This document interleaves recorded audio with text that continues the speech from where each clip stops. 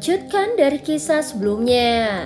Sebelumnya pria besar itu yang menyebut dirinya Paman Hei melebarkan matanya. Segera tangan besarnya diangkat dan diarahkan ke hantu tua Zaixing. Ekspresi hantu tua Zaixing berubah seketika. Segera Daoki buru-buru keluar dari tubuhnya dan membentuk pertahanan di atasnya. Serangan menakutkan secara langsung menghancurkan pertahanan hantu tua Zaixing. Setelah benturan itu, darah segar mengalir ke tubuh hantu tua Zaixing. Seketika tubuhnya terhuyung-huyung mundur beberapa puluh meter. Orang lemah sepertimu tidak memenuhi syarat untuk mengatakan itu kepada orang tua ini, ucap Heiking. Hantu tua Zaixing mengusap darah segar di sudut mulutnya. Dia mengepalkan tinjunya dan matanya mengandung kemarahan yang meluap-luap. Namun itu ditekan di depan kekuatan mutlak pria besar itu. Dia juga mengerti bahwa tidak ada gunanya mengatakan apa-apa lagi. Sebaliknya itu hanya akan mengundang kematiannya sendiri. Dengan bantuan naga void kuno hari ini, dia hanya bisa menatap tulang Daoseng di tubuh Xiaoyan. Kelompok Xiaoyan saling bertukar pandang saat mereka melihat ke situasi ini. Mereka mengeluarkan tawa pahit saat melihat ini. Xian juga cukup puas saat dia melihat situasinya. Dia mengangguk dan berbicara. Kau telah melakukannya dengan cukup baik. Kali ini aku tidak akan mengeluh tentangmu, ucap Xian. Pria besar itu terdiam ketika mendengar kata-kata mengeluh. Pria besar yang menyebut dirinya Paman Heiking mengusap kepalanya dan tertawa. Dia secara alami memahami pentingnya buah asal naga Phoenix. Jika benda ini benar-benar jatuh ke tangan suku Heaven Demon Phoenix, orang tua di dalam suku naga void kuno pasti tidak akan melepaskannya. Setelah masalah selesai, Xian mengenalkan Paman Heiking kepada kelompok Xiaoyan. Ini Heiking, dia juga anggota suku dari suku naga void kuno, ucap Xian. Xiaoyan menangkupkan kedua tangannya dan berkata, Xiaoyan menyapa tetua Heiking, ucap Xiaoyan. Oh, kau itu Xiaoyan ya, keturunan Xiao Xuan. Tidak disangka klan Xiao masih memiliki orang seperti ini, memang layak menjadi salah satu dari 8 klan kuno, ucap Heiking. 8 klan kuno, ucap terkejut Xiaoyan. Ketika aku berkenalan dengan Xiao Xuan saat itu, aku hampir seumuran dengan Xian, ucap Heiking. Heiking membuka mulutnya dan tersenyum. Setelah itu dia melambaikan tangannya yang besar dan berkata, jangan bicara lagi dan pergi. Aku akan membawa kalian semua pergi dari sini, ucap Heiking. Meskipun Xiaoyan dipenuhi dengan keraguan, tidak pantas baginya untuk mengatakan apapun ketika dia mendengar ini. Yang bisa dia lakukan hanyalah menganggukkan kepalanya. Segera tangan besar Heiking melambai secara acak ketika dia melihat situasi ini.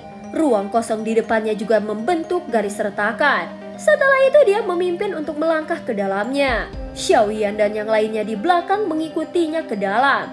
Setelah orang terakhir melangkah ke garis retakan spasial, teriakan dingin Heiking bergemuruh dari garis retakan itu bergema di telinga semua orang dari suku Heaven Demon Phoenix. Hei, suku Heaven Demon Phoenix, mulai sekarang kalian semua sebaiknya menahan diri saat melakukan sesuatu. Suku naga void kuno bahkan tidak takut pada Phoenix kuno.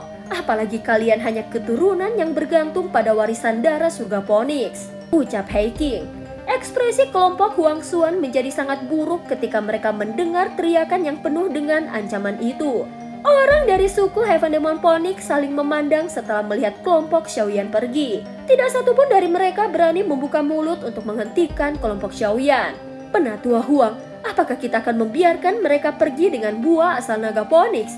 Ucap salah satu tetua suku Heaven Demon Phoenix. Apakah kau punya solusi? Apakah kau akan maju dan mempertaruhkan hidupmu untuk bertarung dengan orang itu? Ucap Huang Xuan.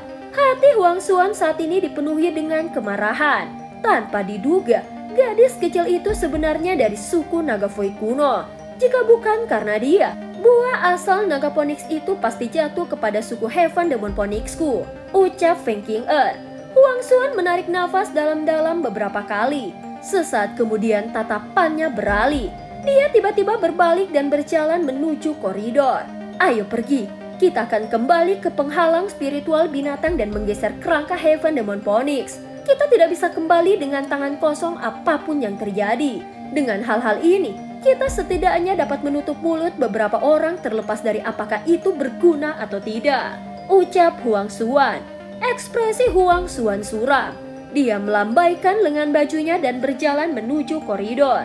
Segera Feng Qing'er dan yang lainnya di belakangnya hanya bisa mengikuti. Hantu tua Zai Xing memiliki ekspresi gelap dan dingin saat dia melihat anggota suku Heaven Demon Phoenix telah pergi. Matanya menatap tempat di mana kelompok Xiaoyan telah menghilang dan berbicara. Xiaoyan, tunggu saja, kita akan segera bertemu lagi. Pada saat itu kau dan pavilium bintang jatuh akan hancur secara total, ucap hantu tua Zai Xing. Hantu tua Zai Xing berhenti tinggal lebih lama lagi setelah suaranya yang ganas terdengar. Dia membalikkan tubuhnya dan bergegas menuju pintu keluar dari sisa-sisa kuno. Beralih ke sebuah tempat yang jauh. Ruang di puncak gunung yang berjarak 50 km dari pegunungan tulang tiba-tiba berfluktuasi. Segera garis retakan spasial hitam gelap tiba-tiba muncul. Banyak sosok bergegas keluar dari dalamnya. Setelah mendaratkan kakinya di puncak gunung, Xiaoyan menangkupkan tangannya ke arah Haiking dan berkata, "Terima kasih tetua Haiking atas bantuanmu," ucap Xiaoyan. Haiking melambaikan tangannya dan berkata, "Tidak apa. Sebelum aku pergi, orang tua dari suku kami telah menginstruksikanku untuk berterima kasih kepadamu karena telah merawat Xian selama bertahun-tahun ini. Suku naga Void kunoku akan membalas budi ini kepadamu jika kami memiliki kesempatan," ucap Haiking. Penatua Haiking terlalu sopan. "Aku melihat Xian sebagai seorang adik perempuanku dan merawatnya adalah sesuatu yang harus aku lakukan," ucap Xiaoyan. Haiking melirik Xian di samping sebelum menggelengkan kepalanya dan berkata, status gadis ini istimewa. Dia sangat penting bagi suku kami. Oleh karena itu tidak banyak yang terjadi padanya. Kau dapat dengan aman membawanya ke dataran tengah. Baiklah, aku tidak akan berbicara denganmu tentang ini. Bagaimanapun suku naga Void kunoku akan membalas budimu di masa depan. Tempat ini agak jauh dari pegunungan tulang. Pada saat itu, kalian semua hanya perlu menuju timur dan kalian dapat meninggalkan wilayah binatang. Namun kali ini Xian harus kembali bersamaku ke suku, ucap Haiking. Aku tidak akan kembali. Tempat itu sama sekali tidak menyenangkan, ucap Xian. Tidak ada gunanya menolak kali ini. Ini adalah perintah yang dikeluarkan oleh orang tua itu. Mereka mengatakan bahwa kau sudah cukup bersenang-senang. Kau belum menyelesaikan warisan naga kuno. Kali ini kau harus menyelesaikan warisan sebelum kau bisa keluar. Selain itu, kau saat ini telah menemukan buah asal naga Phoenix.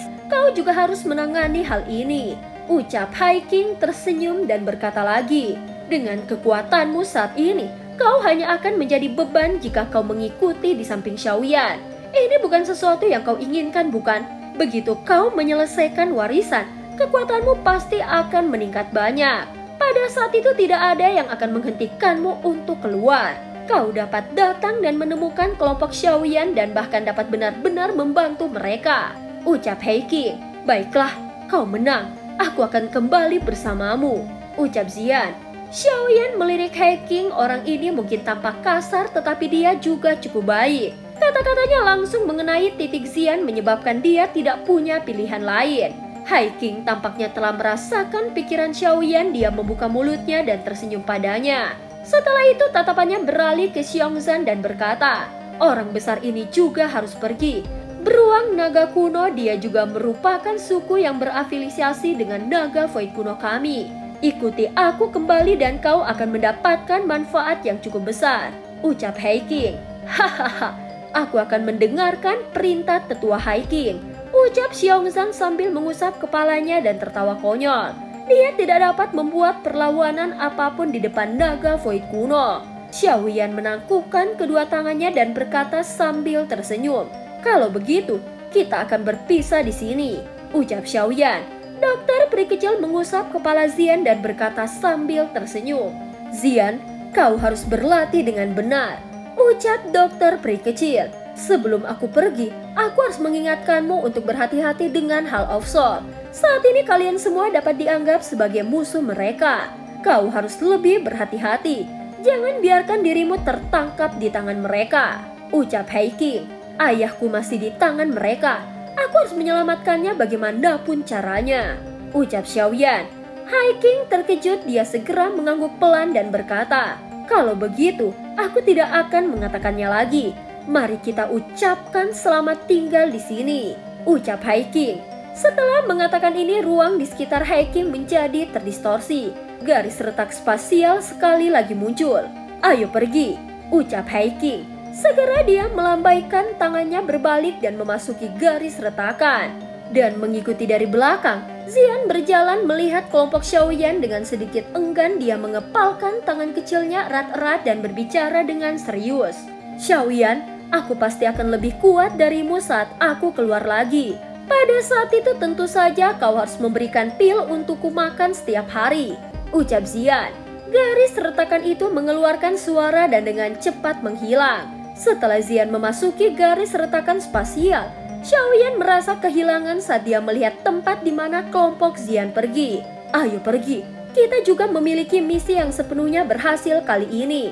Buah bayi jiwa ada di tangan kita. Akhirnya ada solusi untuk masalah jiwa guru, ucap Xiaoyan. Setelah tertegun sejenak, Xiaoyan sekali lagi menguatkan dirinya.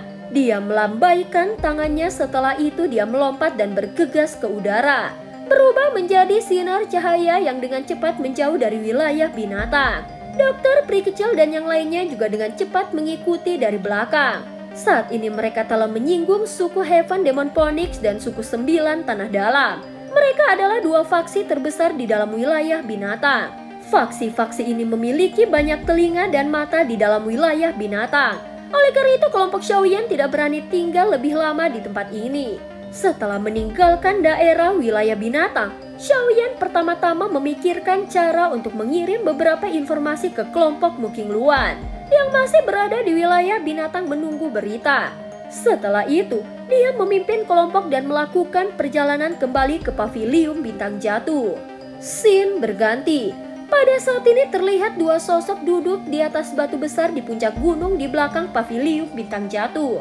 Feng Zunze tiba-tiba datang setelah berkeliling. Dia tertawa dari belakang dan berkata, "Orang tua, aku secara diam-diam melakukan kontak dengan beberapa iblis tua yang memiliki hubungan yang cukup baik denganmu saat itu.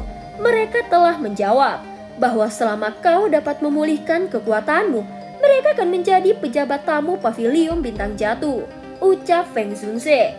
"Jika aku bisa memulihkan kekuatan puncakku, pavilium bintang jatuh akan memiliki kekuatan yang harus dianggap serius oleh All of Soul. Dengan keamanan yang terjamin, mereka secara alami akan bersedia," ucap Yalao. Feng Zunze mengangguk sedikit, dia merenung sejenak dan berkata, "Sudah lama sejak kelompok Xiaoyan pergi ke wilayah binatang. Aku ingin tahu apakah buah bayi jiwa telah diperoleh olehnya. Dikabarkan bahwa cukup banyak ahli yang tertarik pada sisa-sisa kuno kali ini," ucap Feng Zunze. "Kau bisa yakin padanya," ucap Yalao. Yalao tersenyum tipis. Dia perlahan membuka matanya yang tertutup dan melihat ke arah pintu masuk dunia binatang. Gelombang kecil telah muncul di tempat itu. Feng Zunze juga terkejut saat melihat kepercayaan besar Yalao pada Xiaoyan. Segera dia mengikuti mata Yalao dan melihat ke atas, hanya untuk melihat bahwa ruang di sana perlahan dibuka. Beberapa sosok yang familiar perlahan-lahan berjalan masuk. Feng Zunze tersenyum, dia dengan lembut berbicara dengan suara iri. "Orang tua, selamat. Harapanmu akan segera terpenuhi. Kau telah menemukan murid yang baik," ucap Feng Zunze. Tubuh Xiaoyan perlahan mendarat di puncak gunung belakang. Dia memandangi Yalao yang duduk di atas batu besar dan tersenyum padanya. Sambil menangkupkan kedua tangannya, dia berkata, "Guru, kami telah memenuhi harapanmu," ucap Xiaoyan. Feng Zunze di samping menghela nafas ketika dia mendengar kata-kata Xiaoyan ini. Dia mengangkat jempol ke arah Xiaoyan dan tertawa. "Bagus anak kecil," ucap Feng Zunze. Dia tersenyum bertanya, "Apa kau baik-baik saja?" ucap Yalao.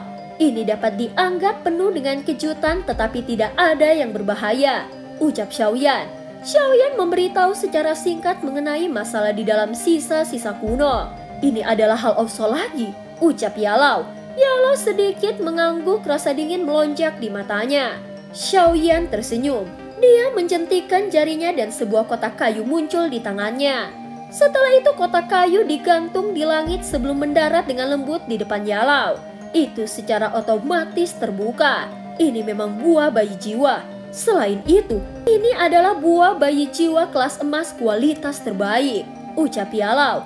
Bahkan dengan ketenangan Yalau, matanya tanpa sadar menunjukkan kegembiraan saat melihat buah emas ini. Xiaoyan tersenyum dan mengangguk. Buah bayi jiwa memiliki dua tingkatan. Mereka adalah buah bayi jiwa tingkat perak dan buah bayi jiwa tingkat emas. Yang pertama memiliki kualitas yang lebih rendah, sedangkan yang kedua memiliki efek obat yang lebih kuat. Buah bayi jiwa yang ditemukan Xiaoyan yang di dalam hutan kuno adalah jenis yang terakhir. Feng Zunze membelai janggutnya dan berkata, dengan buah bayi jiwa tingkat emas ini, kemungkinan sebuah esensi aura spiritual yang telah kau habiskan akan terisi kembali sepenuhnya. Ucap Feng Zunze. Guru, kau harus melakukan retret hari ini dan mencoba untuk mengisi kembali esensi aura spiritualmu secepat mungkin. Dengan begitu, kita bisa mulai memurnikan tubuhmu. Ucap Xiaoyan. Yalau sedikit mengangguk. Matanya melihat ke arah Xiaoyan sebelum dia berbicara dengan lembut. Anak kecil, apakah kau merindukan ayahmu? Ucap Yalau. Xiaoyan terkejut ketika dia mendengar Yalau tiba-tiba berbicara tentang hal ini. Segera dia menjadi diam. Dia menekan bibirnya dengan erat dan rasa bersalah yang dalam hadir di matanya. Xiaozan adalah ayahnya. Garis keturunan yang sama mengalir di dalam tulang mereka. Xiaozan sangat menyayangi Xiaoyan ketika dia masih muda. Bahkan saat dia berada di titik terendah dalam hidupnya, cinta itu tidak berkurang karena alasan apapun. Ini karena mereka adalah ayah dan anak. Dua kata sederhana itu mewakili hubungan darah yang tidak bisa dihilangkan oleh siapapun. Xiaoyan saat ini telah menjadi ahli tingkat atas yang terkenal di dataran tengah. Dengan kekuatan kelas Daozun, itu sudah cukup baginya untuk menjadi eksistensi seperti legendaris di dalam kekaisaran Jiama.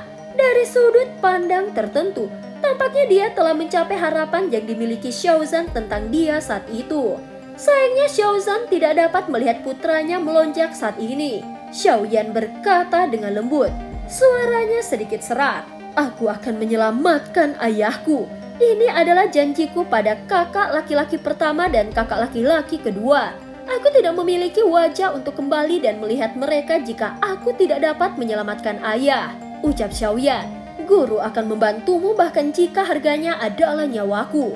Ucap Yalau. Yalau dengan lembut menepuk bahu Xiaoyan dan tertawa. Jika ayahmu tahu bahwa bocah laki-laki saat itu sudah menjadi ahli yang mandiri, kemungkinan dia akan sangat bahagia. Ucap Yalau. Xiaoyan tersenyum. Dia mengedipkan matanya dan menahan perasaannya. Dia segera bertanya, apakah guru mengetahui di mana ayah dipenjara di dataran tengah? Tanya Xiaoyan. Dia menggelengkan kepalanya dan berkata, itu tidak ada dimanapun di dataran tengah. Ucap Yalau. Xiaoyan terkejut saat mendengar ini. Dia mengerutkan keningnya dan bertanya, apa maksudmu guru? Ucap Xiaoyan. Segera Yalau sedikit mengerutkan alisnya dan berkata, aku juga tidak yakin mengapa Hal of Soul sangat menghargai ayahmu. Aku hanya bisa menebak bahwa itu pasti karena batu giok kuno yang bersamamu. Klan Gu memiliki alam Gu. Sementara kekuatan dan pondasi Hal of Soul tidak kalah dengan klan Gu. Ucap Yalau. Xiaoyan sedikit terkejut saat dia berkata, Guru, maksudmu Hal of Soul juga dapat membuat dunia mereka sendiri? Tanya Xiaoyan. Yalau mengangguk dengan lembut dan menjawab, alam jiwa. Namun para ahli yang menyadari alam jiwa hanya sedikit bahkan di dataran tengah ini. Adapun pintu masuk ke alam jiwa, bahkan aku tidak menyadarinya. Ucap Yalau. Ayahku telah dipenjara di alam jiwa? Tanya Xiaoyan. Ya, ucap Yalau dengan singkat. Setelah mendengar ini, tinju di bawah lengan Xiaoyan sedikit mengencang. Jarinya dengan lembut menggosok cincin penyimpanannya. Sebuah batu giok kuno dengan aura kuno muncul di tangannya. Giok dewa kuno target dari Hal of Soul, namun tidak dapat merasakan apa gunanya benda ini setelah memilikinya selama bertahun-tahun. Hal of Soul itu sangat besar dan misterius. Berdasarkan penyelidikanku, dikabarkan bahwa Hal of Soul memiliki nama lain sejak lama, yaitu Klan Hun. Ucap Yalau.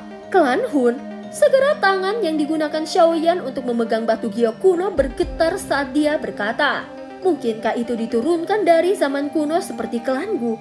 Tanya Xiaoyan. Yalau menggelengkan kepalanya dan menghela nafas. Setelah itu dia berkata, aku tidak terlalu yakin tentang hal ini. Namun pacar kecilmu itu mungkin mengetahui beberapa berita, ucap Yalao. Sun ya, ucap Xiaoyan. Xiaoyan sedikit mengangguk. Aku hanya bisa memberitahumu sebanyak ini. Namun terlepas dari bagaimana hubungan antara kau dan Hall of Soul nantinya, guru pada akhirnya akan berdiri di belakangmu, ucap Yalao.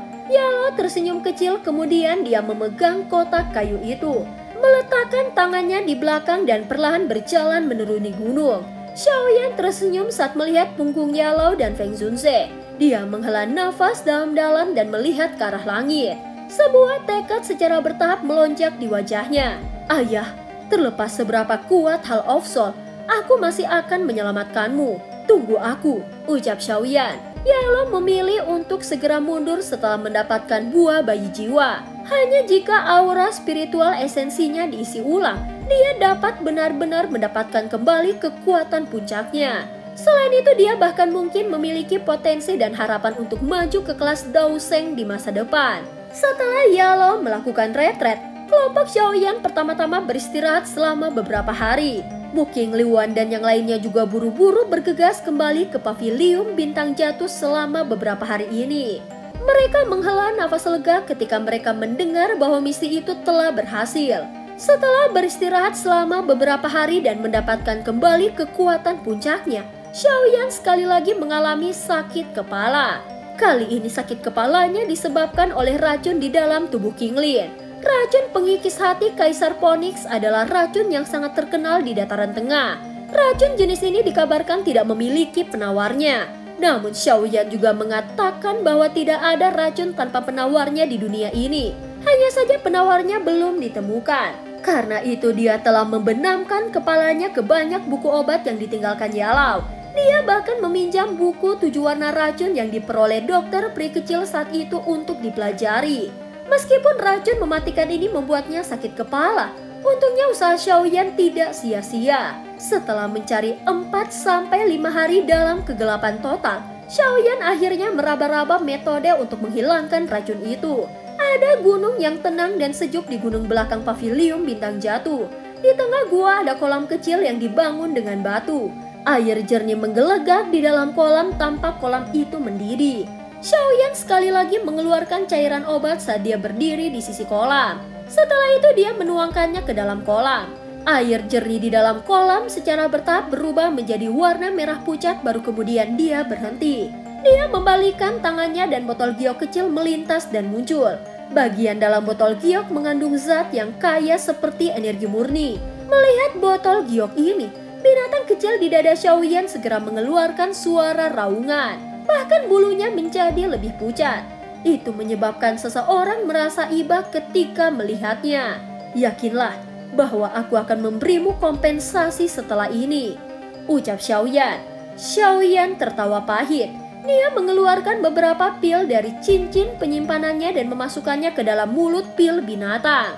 Baru kemudian binatang itu pulih sedikit.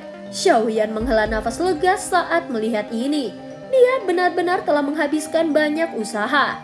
Botol giok dimiringkan dan cairan perak perlahan menetes ke bawah. Segera suara mendesis yang menusuk telinga dipancarkan. Setelah cairan diteteskan ke dalamnya, gelombang energi yang sangat murni segera menyebar dari dalam kolam. Xiaoyan menyimpan botol giok itu menoleh dan tersenyum berbicara kepada King Lin di sampingnya. King Lin, masuk ke dalam kolam. Jika kau bisa menyerap semua energi ini, itu seharusnya bisa menstabilkan kekuatanmu sepenuhnya ke kelas Daozun, ucap Xiaoyan. Baik, aku mengerti, ucap King Lin. Xiaoyan juga tersenyum ketika dia melihat sikap ini. Dia berbalik dan berkata, karena kebutuhan untuk selalu menambahkan berbagai cairan obat, aku khawatir aku tidak akan bisa pergi dari sini, ucap Xiaoyan. King Lin mengangguk. Setelah itu dia dengan cepat melompat ke kolam. Xiaoyan menoleh hanya setelah mendengar suara percikan air. Tatapannya segera melihat ke arah kolam dan melihat King Lin. King Lin, masukkan status latihanmu dan serap kekuatan obat di dalam kolam, ucap Xiaoyan. Xiaoyan berbicara dengan lembut. Rasa malu dan kecemasan di hati King Lin sedikit demi sedikit melemah saat dia mendengar suara lembut Xiaoyan. Dia menstabilkan pikirannya saat dia menutup kedua matanya dan perlahan memasuki metode latihannya. Xiaoyan tersenyum sedikit saat melihat King Lin berhasil memasuki kondisi latihannya. Dia baru saja akan berdiri ketika matanya tiba-tiba mendarat di punggung King Lin di atas permukaan air. Ketika kabut air kolam mulai naik, tato misterius juga samar-samar muncul di punggungnya. Tato ini tampak seperti ular piton besar yang diam jika dilihat dengan cermat. Namun piton besar ini tampaknya memiliki 9 kepala. Selama waktu Xiaoyan mengamati tato misterius, mata ular yang tertutup dari salah satu kepala ular berkepala 9 tiba-tiba terbuka pada saat ini. Segera rasa terkejut melonjak di dalam hati Xiaoyan. Xiaoyan menjadi hati-hati. Tubuhnya dengan cepat ditarik ke belakang dan matanya juga buru-buru berpaling dari tato itu. Mata Xiaoyan berangsur-angsur pulih menjadi normal setelah mengalihkan pandangannya. Xiaoyan terkejut mengapa ada hal yang begitu ganas di tubuh King Lin. Dan cerita pun berakhir. Terima kasih udah dengerin Mihu dari awal sampai akhir ya. Please jangan lupa untuk like, comment, and subscribe. Oh iya, jangan lupa untuk share juga ya. Terima kasih udah selalu dukung Mihu. Sampai jumpa.